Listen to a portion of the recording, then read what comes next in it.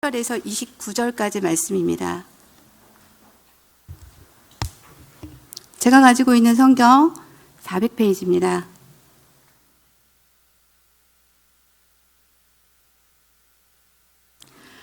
두아디라 교회의 사자에게 편지하라. 그 눈이 불꽃 같고 그 발이 빛난 주석과 같은 하나님의 아들이 이르시되 내가 내 사업과 사랑과 믿음과 섬김과 인내를 아노니 내 나중 행위가 처음 것보다 많도다. 그러나 내게 책망할 일이 있노라. 자칭 선지자라 하는 여자 이세벨을 내가 용납함이니 그가 내 종들을 가르쳐 깨어 행음하게 하고 우상의 제물을 먹게 하는도다. 또 내가 그에게 회개할 기회를 주었을 때 자기의 음행을 회개하고자 하지 아니하는도다. 볼지어다 내가 그를 침상에 던질 터이요 또 그와 더불어 간음하는 자들도 만일 그의 행위를 회개하지 아니하면 큰 환난 가운데에 던지고 또 내가 사망으로 그의 자녀를 죽이리니 모든 교회가 나는 사람의 뜻과 마음을 살피는 자인 줄 알지라. 내가 너희 각 사람의 행위대로 갚아주리라. 두아디라에 남아있어 이 교훈을 받지 아니하고 소위 사탄의 깊은 것을 알지 못하는 너희에게 말하노니 다른 짐으로 너희에게 지울 것은 없노라. 다만 너희에게 있는 것을 내가 올 때까지 굳게 잡으라.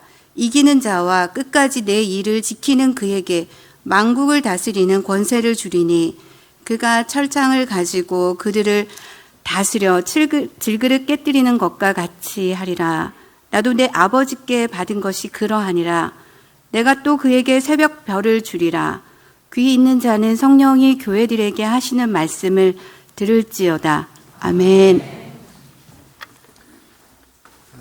귀한 말씀 봉독과 기도 감사드립니다. 우리 할렐루야 찬양대가 시작할 때 오주여 이렇게 시작하니까 시작부터 마음의 문이 활짝 열렸는데 저만 그런 것 같습니까? 예, 늘 찬양 안에 거하시고 말씀 안에 거하는 것이 우리의 기쁨임을 주님의 이름으로 소망합니다. 이제 이번 주면 추석인데 다들 어떻게 멀리 갔다 오십니까? 하나님께서 먼 곳에 오고 갈 때 우리 성도님들 지켜주실 수 있도록 계속 기도하겠습니다. 평안하게 잘 다녀오시기를 축복합니다. 제가 말씀을 준비하는 목양실에 9개월 동안 저랑 같이 함께하고 있는 식물이 있습니다. 그 식물은 감사하게도 화분에서 잘 크고 있고 죽지 않고 다들 이렇게 있어서 너무 감사한데요. 사진 한번 보겠습니다. 벵갈 고무나무라는 나무인데 이 나무는 새싹이 많이 돋았습니다. 그래서 사실은 가지치기를 좀 해야 되는데 아까워가지고 가지치기를 못하고 너무 기쁘고 그리고 또 이뻐서 그냥 놔두고 있는 그런 나무입니다. 그리고 또 한 나무가 있습니다. 이거는 금전수라는 나무인데 9개월 전에 저한테 왔을 때만 해도 뭐 그렇게 풍성한 사실은 화분이 아니었습니다. 근데 옆에 이제 크게 나와 있는 것들이 이번 9개월 동안에 잘 자란 것이고 또 다른 이제 새로운 새싹이 나와서 아주 풍성한 화분이 되었습니다. 뭐 제가 한 거라고는 2주에 한 번씩 물 한 번 준 거 말고는 특별히 한 것도 없는데 이렇게 잘 자라고 있어서 얼마나 감사한지 모릅니다. 살아있는 존재가 성장한다는 것은 이것은 하나님의 법칙입니다.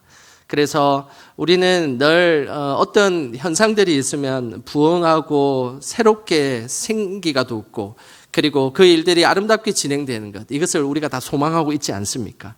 저는 우리 성도님들의 삶의 자리마다 하나님의 그 생명력이 돋고 그리고 생기가 활성화되는 그런 모든 성도님들의 삶의 자리가 되기를 주님의 이름으로 축복합니다. 그뿐만 아니라 우리 교회도 예배 드리고 모이고 친교할 때마다 이 성령의 간섭하심과 도우심 그리고 하나님의 그 능력의 손길들이 우리 교회도 가득하여서 항상 부흥하는 우리 교회 되기를 주님의 이름으로 소망합니다. 믿음의 생기가 돋고 그리고 이전보다 더 풍성한 열매를 맺었던 교회가 있습니다. 그 교회가 바로 오늘 소개할 두아디라 교회입니다. 두아디라 교회는 특별히 소아시아에서 어떤 7 교회보다 예수님께서 칭찬을 하셨는데 그 칭찬은 다른 것이 아니었습니다. 바로 그 예수님께서 다른 그 어떤 것들보다 믿음의 진보가 있었고, 그리고 성령이 충만하여서 많은 믿음의 열매들이 멈추지 않고 성장했던 교회로 우리에게 말씀하고 있습니다. 그 모습이 19절에 나오는데 우리 19절 말씀 같이 읽어보겠습니다. 내가 내 사업과 사랑과 믿음과 섬김과 인내를 아노니 내 나중 행위가 처음 것보다 많도다. 두아디라 교회는 오늘 말씀하기를 사랑과 그리고 믿음 그리고 섬김과 인내가 가득하였다라고 말씀하고 있는데, 그런데 오늘 이 19절에 약간 좀 어색한 한 단어가 있습니다. 19절에 보면 사업이라는 단어입니다. 사업이라는 단어가 맥락상 좀 어색하지 않습니까? 이것은 원래 이 사업이라는 것은 그냥 단순히 비즈니스적인 그런 어떤 단어가 아니라 이 단어를 좀 더 원어적으로 표현하면 행위라고 표현하는 것이 적절합니다. 그래서 이 19절은 사랑과 믿음과 섬김과 인내의 행위가 처음보다 많다라고 이해하는 것이 가장 정확하게 이해하는 것입니다. 우리 개역 개정 성경에는 조금 이해하기 힘들게 적혀 있는데 조금 더 이해하기 쉬운 쉬운 성경이라는 성경책이 있습니다. 그 책의 버전으로 19절을 제가 다시 한번 읽어 드리도록 하겠습니다. 나는 내 행위를 알고 있다. 또한 너의 사랑과 믿음과 봉사와 인내에 관해서도, 그리고 처음보다 훨씬 더 열심히 이와 같은 일들을 행하고 있음도 알고 있다. 이제 좀 제대로 이해가 되시죠? 예, 그렇습니다. 두아디라 교회는 힘들고 어려운 가운데서도 자신의 하나님께서 주셨던 그 신앙의 아름다운 열매들, 사랑, 믿음, 인내, 섬김이라는 이런 아름다운 열매들을 가꾸어 가고 그 열매를 풍성하게 맺었던 그런 교회입니다. 두아디라 교회는 풍족하고 평안한 가운데 자신의 믿음을 성장시킨 것은 아니었습니다. 두아디라라는 이 지역은 초반에 이제 소아시아 소개했던 에베소, 그다음에 버가모, 버가모, 그다음에 서머나 교회와 같은 이런 그 큰 도시에 의해서 만들어진 그런 지역은 아닙니다. 아주 작은 시골의 도시와 같은 그런 곳입니다. 이곳에는 도자기와 옷 그리고 염색하는 이런 것들이 제조업이 활성화되어 있는 그런 곳인데, 우리가 잘 아는 사도행전 16장에 보면 옷감 장수 루디아가 나오지 않습니까? 그 루디아가 살았던 곳이 바로 이 두아디라라는 지역입니다. 이처럼 다른 제조업보다 옷감을 짜고 옷에 염색하는 일에 매우 중요한 사업을 했던 그런 지역입니다. 이곳은 다른 지역과 유사하게 계속해서 제가 그 에베소 지역부터 시작해서 서머나와 버가모 지역의 공통적인 것은 사업을 할 때 상인조합에 들어가야 된다라는 이야기를 제가 반복해서 계속 하고 있는데, 이 지역 역시 오늘 이 두아디라 지역 역시도 상인조합인 길드라는 조합이 있었습니다. 이 길드라는 조합에 들어가야만 서로 장사도 하고 공식적으로 옷감도 팔고 했던 그런 곳입니다.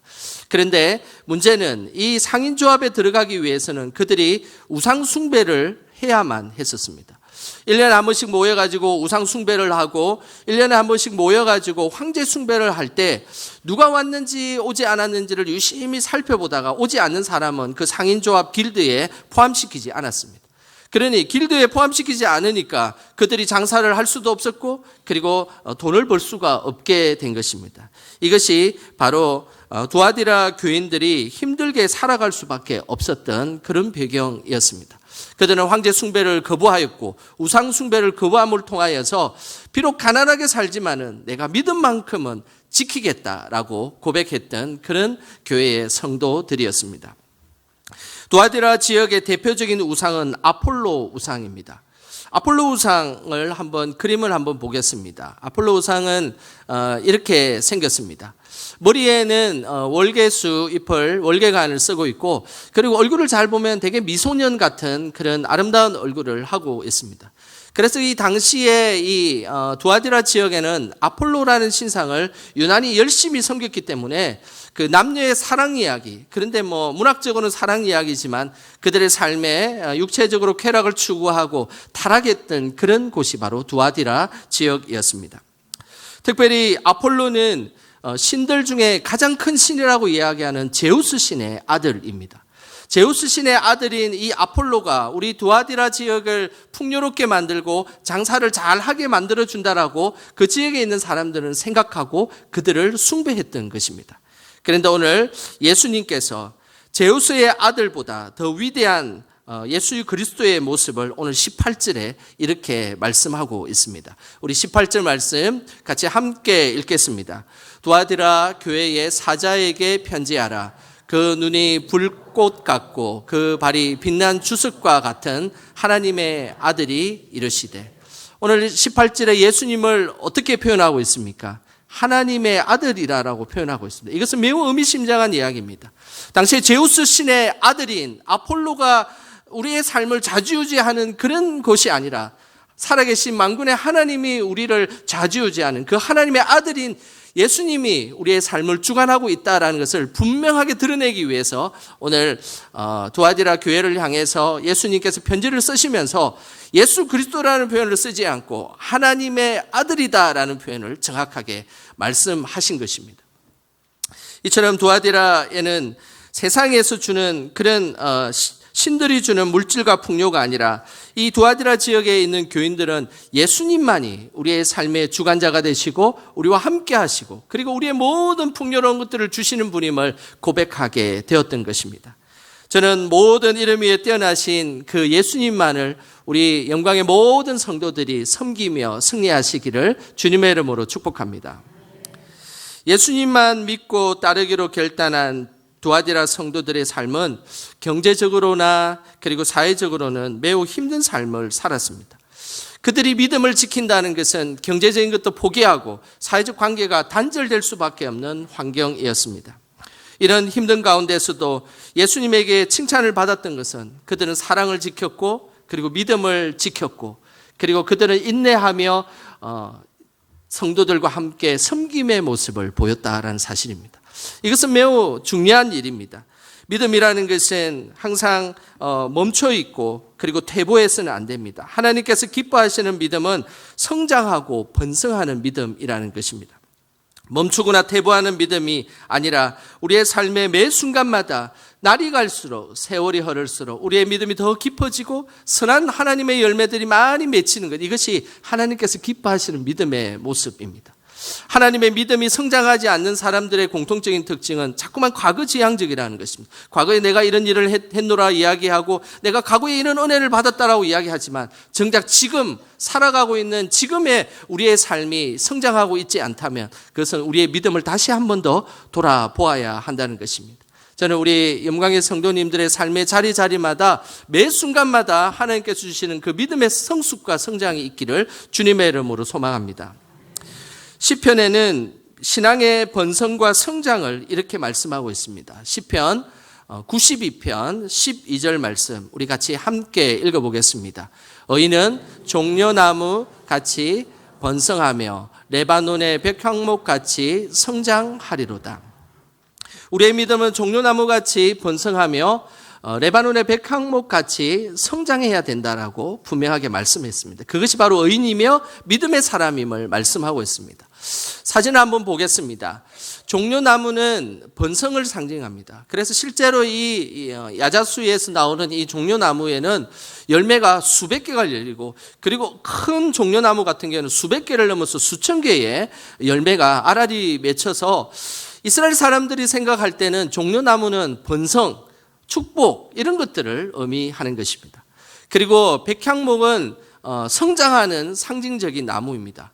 얼마만큼 성장하면 아파트 한 15층 높이 정도의 40m가 넘는 크기로 성장하는데 무려 수명이 한 2000년 정도 되는 수명을 갖고 아주 오랫동안 왕성하게 성장하는 나무, 그 나무가 백향목입니다. 그래서 성경에는 이 백향목이라는 이 단어 앞에는 레바논의 백향목이라고 되어 있는데 실제로 레바논의 백향목이 세계 최고의 그 백향목을 자랑합니다. 그래서 많은 가구도 만들고 많은 조각품을 만들게 되는데 실제로 이 레바논 국기를 잘 살펴보면 그 국기에는 이 백향목이 실제 그려져 있습니다. 이처럼 하나님께서는 우리의 삶이 항상 번성하기를 원하시고 그리고 성장하기를 원하십니다. 이들의 공통적인 특징이 있습니다. 시편 91편 14절에 보면 공통적인 특징이 있는데 종려나무와 백향목의 공통적인 특징을 같이 한번 읽어보겠습니다. 그는 늙어도 여전히 결실하며 진액이 풍족하고 빛이 청청하니. 이것은 뭘 의미하겠습니까? 늙어도 시간이 지나고 세월이 지나도 이 결실이 여전히 결실한다라는 말씀입니다. 이것은 우리가 세월이 지나고 시간이 지날수록 믿음의 열매가 줄어들고 믿음의 열매가 사라지는 것이 아니라 오히려 더 믿음의 열매가 많이 맺혀서 풍성한 그 여전히 결실하는 은혜를 경험하게 된다라는 것입니다. 뿐만 아니라 진액이 풍족하고 빛이 청청하다는 것은 우리가 살아가는 우리의 삶에 우리의 믿음이 더 기름지고 풍족한 삶을 살아가게 된다는 것입니다. 우리 성도님들의 삶은 어떻습니까? 세월이 지나고 많은 세월 동안 예수님을 믿고 믿음으로 하나님 앞에 예배를 드리고 있는데 우리의 많은 열매들이 더 많이 맺히고 있습니까? 아니면 열매들이 자꾸 줄어들고 있습니까? 그리고 우리의 믿음이 더 기름지고 풍성한 풍족한 믿음으로 살아가고 있습니까? 아니면 그냥 매일 그리고 매주 그냥 예배만 한 번 드리는 그런 최소한의 것들만 유지하며 살아가고 있지는 않습니까? 오늘 예수님께서 말씀하시기를 우리의 삶의 모든 삶의 자리자리마다 우리가 더욱더 번성하고 그리고 성장하기를 오늘 예수님께서 기대하고 계신다는 사실입니다. 그러면 세월이 지날수록 더 많은 열매를 맺고 생기가 돋는 풍성한 삶을 살기 위해서는 우리가 어떻게 해야 할까요? 그 모습이 시편 92편 13절에 나오는데 우리 같이 함께 읽어보겠습니다. 이는 여호와의 집에 심겼음이며 우리 하나님의 뜰 안에서 번성하리로다. 이 종려나무와 그리고 레바논의 백향목이 어디 집에 심겨졌다라고 말씀하고 있습니까? 여호와의 집에 심겨졌다는 것입니다. 우리는 우리의 믿음을 성장시키고 번성시키고 아름답게 가꾸기 위해서는 항상 하나님의 집에 우리의 믿음이 심겨져야 합니다. 그리고 그 하나님의 뜰에서 아름답게 하나님의 가꾸는 돌봄을 경험할 때 그것이 우리가 이 땅을 살아가는 믿음의 성장과 그리고 번성에 이르는 길이 된다라는 사실입니다. 한 번은 어떤 권사님이 저에게 그런 이야기를 한 적이 있습니다. 나는 옛날에 놀러 다니는 거 너무 좋아했고 그리고 춤추러 다니는 것도 좋아했고 그리고 사람들 만나는 거 너무너무 좋아했는데 이제는 하나님의 집에서 예배드리고 기도하는 것이 너무너무 좋다라고 이야기를 했습니다. 그러면서 그때의 그 기쁨보다 오히려 예배드리고 하나님 집에서 온전하게 지내는 것이 인생의 참맛을 느끼게 되는 길이다라고 그렇게 이야기를 하셨습니다.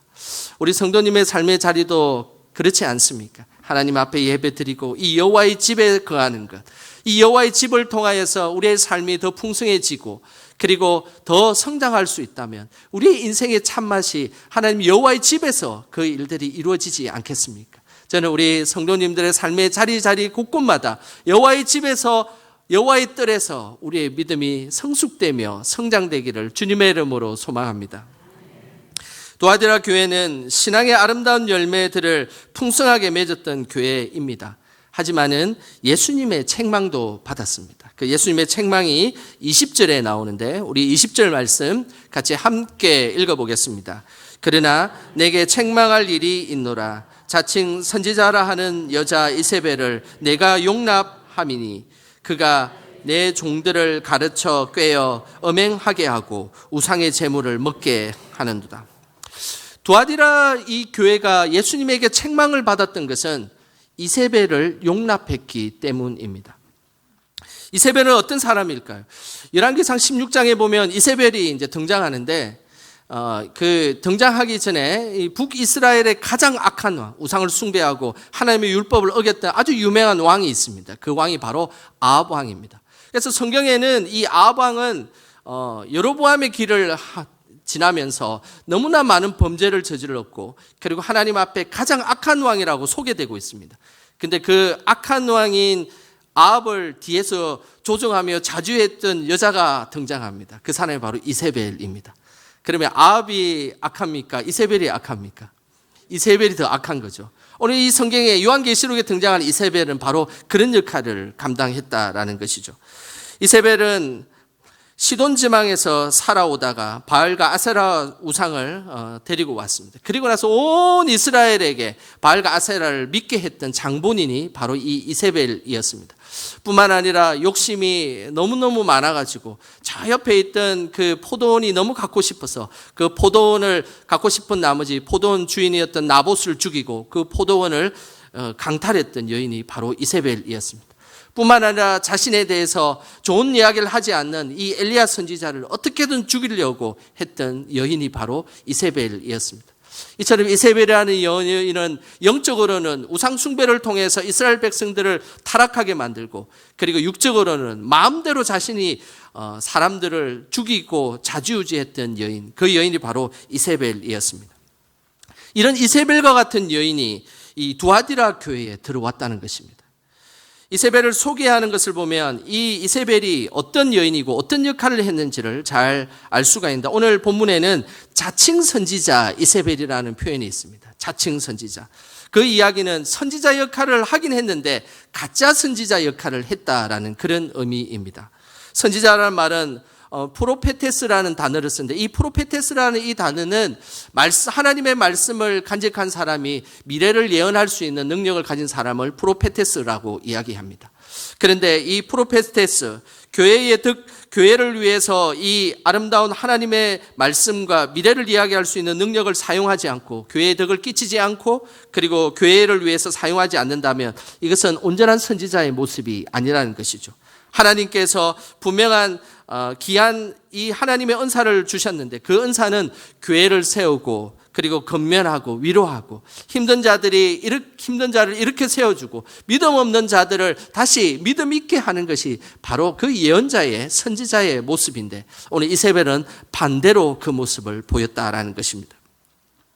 두아디라 교회에 등장한 이세벨은 하나님의 세운 선지자가 아니기에, 그래서 그는 알 수 없는 미래를 예측한다면서 성도들에게 불안감을 조성하고 예물을 강제로 드리게 했던 여인이었습니다. 그러면서 자칭 선지자 노릇을 하면서 이 두아디라 교회를 이렇게 혼탁하게 만들고 어렵게 만드는데, 문제는 새로운 누군가가 들어와가지고 교회 공동체를 혼탁하게 만들고 어렵게 만드는데 왜 이 여인을 쫓아내지 못했을까요? 그 이유는 오늘 이 이세벨 앞에 등장하는 여자라는 단어입니다. 여자 이세벨이라는 것이죠. 이 여자라는 단어는 헬라어로 귀나이라는 단어를 씁니다. 이것은 그냥 일반적인 여성과 여자를 의미하지 않습니다. 귀족과 왕족에 해당되는 그런 것들을 할 때 귀나이라는 여자라는 단어를 씁니다. 그러니 이 이세벨이라는 여자가 매우 신분이 높았고, 그리고 경제적 수준도 상당히 높았던 이 사람이 이 교회 공동체에 들어오게 된 겁니다. 그러면서 본인이 진짜 선지자인 것처럼 이렇게 저렇게 이야기를 하고 교회 질서를 혼란하게 하고, 그리고 믿음의 사람들을 힘들게 했던 사람이었습니다. 오늘 성경에는 교회를 분란시켰던 두 가지를 이야기합니다. 하나는 음행을 통해서 육체적 타락에 빠지게 했다는 것입니다. 뿐만 아니라 우상의 재물을 먹게 함을 통해서 이들이 우상을 숭배하게 했던 여인이 바로 이세벨이라는 여인입니다. 두아디라 교회 공동체는 항상 하나님 안에서 사랑하고 믿음을 지키고 섬기고 인내했던 그런 아름다운 공동체인데, 이 이세벨이 등장하자 와르르 우리의 믿음의 행위들이 무너지기 시작했던 것입니다. 죄를 한 번만 짓는다고 신앙이 무너지지 않아. 교회 다니는 사람들 다 그렇게 지내는데 너만 유별나게 신앙생활 할 필요가 없어. 적당히 세상과 타협하면서 살아가는 거. 그리고 예배도 한 번씩 빠지고, 그리고 아무렇게나 살아가는 거. 그렇게 해도 상관없어. 바로 그것이 이세벨의 속삭임이었습니다.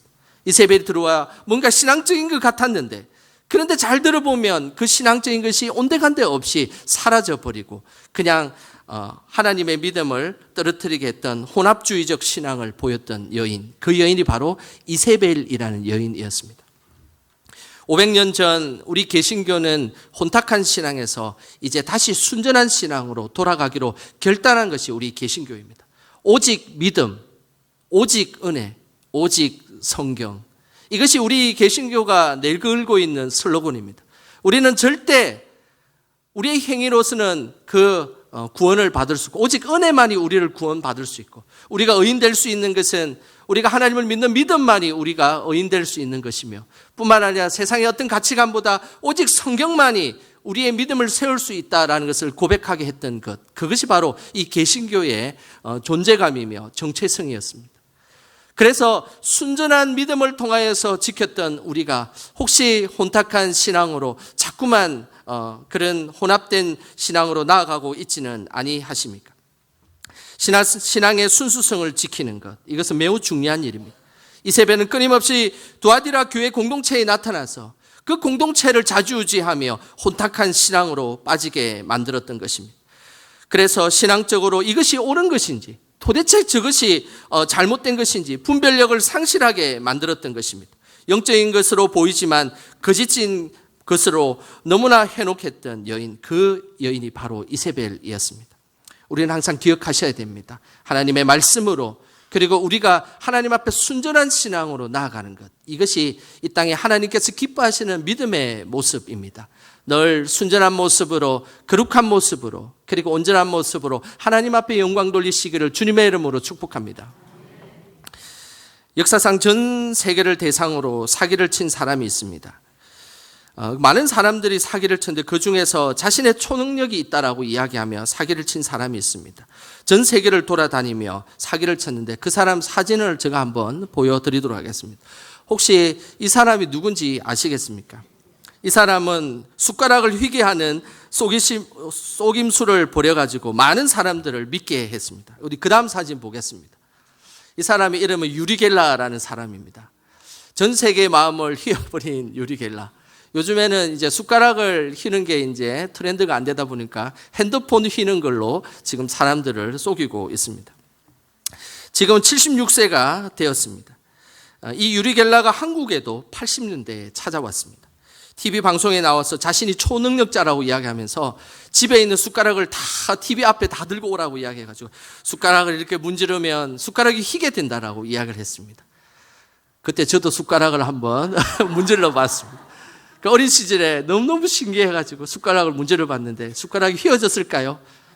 하나도 안 휘어졌습니다. 그런데 그때 당시에 방송국에 온갖 제보가 들어왔습니다. 숟가락이 휘어졌어요. 뭐 시계가 바로 됐어요. 막 제보들이 들어오기 시작했습니다. 유리겔라의 신드롬 대단했습니다. 모든 국민이 유리겔라가 초능력을 가졌다고 믿었던 것 같습니다. 심지어 국방부 자료에 의하면 1984년도에 국방부에서 유리겔라를 초청한 적이 있습니다. 그러면서 북한이 판 땅굴이 어디에 있는지를 의뢰했다는 기록이 있습니다. 너무 황당하지 않습니까? 결국 유리겔라는 이 사기 행각이 제임스 랜디라는 사람에 의해서 발각됐습니다. 이 제임스 랜디가 마술사였거든요. 마술사가 아무리 봐도 저 사람은 분명히 뭐 마술을 부리거나 사기를 치는 거지 초능력이 아니다라는 것을 집요하게 찾아내서 이 사람은 사기꾼이다라는 것을 전 세계에 알렸던 제임스 랜디에 의해서 사기꾼이다라는 것이 다 들통이 났습니다. 요즘도 정신을 못 차리고 러시아가 우크라이나에 핵 공격을 하면 자기가 막아내겠다라고 이야기하면서 돌아다니고 있습니다. 영적 분별력을 상실하면 영적 세계에 쉽게 현혹되기 쉬운 것이 사람입니다. 뭔가 대단한 것이 있는 것 같고 거기에 뭔가 영험한 것이 있는 것 같고 그런 것들을 통해서 우리를 자꾸 속이고 우리를 현란하게 만들고 그리고 교회 공동체를 무너뜨리고 질서를 무너뜨리고 그렇게 하는 것, 이것이 바로 이세벨의 특징이었습니다. 그런데 오늘 분별력이 연약했던 두아디라 교회 성도들에게 오늘 예수님께서 편지를 쓰셔서 그 이세벨을 쫓아낼 것을 당부하신 것입니다. 그러면서 오늘 예수님께서 이 이세벨의 결말이 어떻게 될지를 분명하게 말씀하셨는데 22절과 23절입니다. 우리 같이 함께 읽어보겠습니다.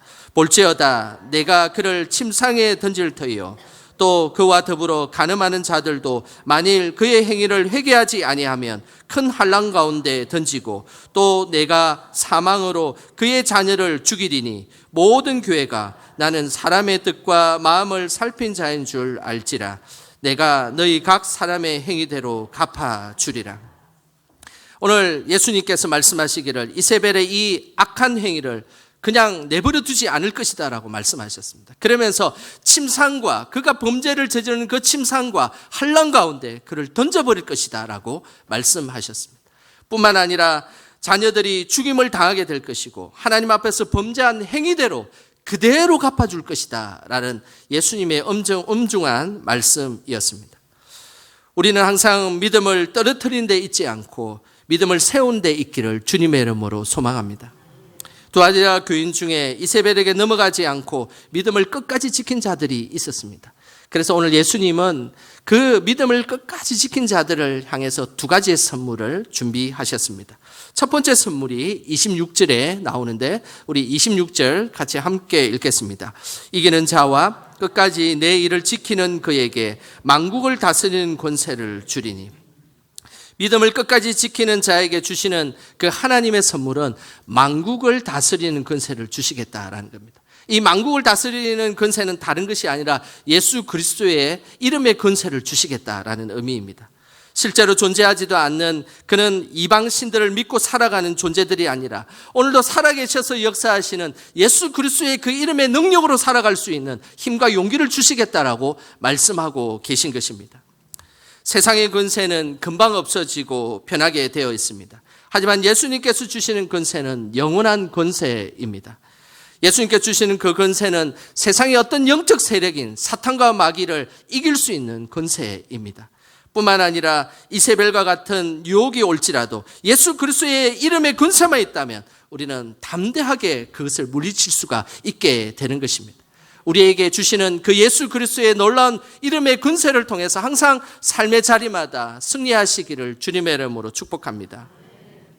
믿음을 지킨 자에게 주시는 또 다른 선물을 28절에 이렇게 말씀하고 있습니다. 우리 28절 같이 읽겠습니다. 내가 또 그에게 새벽별을 주리라. 여기에서 등장하는 새벽별은 예수님을 의미합니다. 예수님은 십자가의 죽음이라는 칠흑 같은 암흑 속에서도 3일 만에 부활하셔서 어둠을 밝힌 새벽별과 같은 존재로 우리에게 다가오셨습니다. 그래서 예수님 믿는 우리는 힘들고 어려운 일들이 있어도 그곳에서 소망과 희망을 잃지 않는다는 것입니다.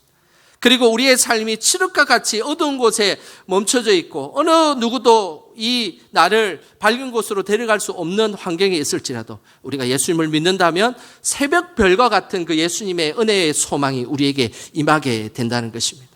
우리의 믿음을 지킨다는 것은 다른 것이 아닙니다. 매 순간마다 찾아오는 그 유혹에 대항하며 예수 그리스도의 이름으로 그 유혹을 물리치며 그리고 어떤 순간에도 예수님만 붙들고 나아가면 우리에게 소망 되시는 그 예수님의 힘으로 나아갈 수 있다는 것, 이것이 바로 하나님께서 원하시는 기뻐하시는 믿음의 모습입니다. 오늘도 우리의 믿음은 번성하고 성장해야 합니다. 그리고 우리에게 이세벨과 같은 유혹이 있을지라도 예수 그리스도의 이름으로 물리쳐야 할 것입니다. 매 순간마다 믿음 잃지 않고 새벽별과 같이 우리에게 힘 주시고 능력 주시는 그 예수 그리스도의 은혜를 통해서 오늘 하루도 그리고 평생에 승리하며 나아가는 저와 여러분 되시길 주님의 이름으로 축원합니다. 기도하겠습니다.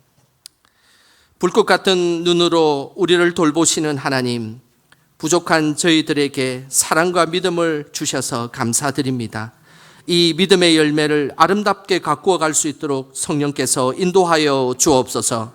이세벨과 같은 유혹이 있을 때 말씀으로 분별하게 하시고 대적할 수 있는 힘을 허락하여 주옵소서. 오늘도 예수님의 이름으로 나아갈 때 승리를 주시는 하나님을 찬양합니다. 예수님의 이름으로 기도드립니다. 아멘.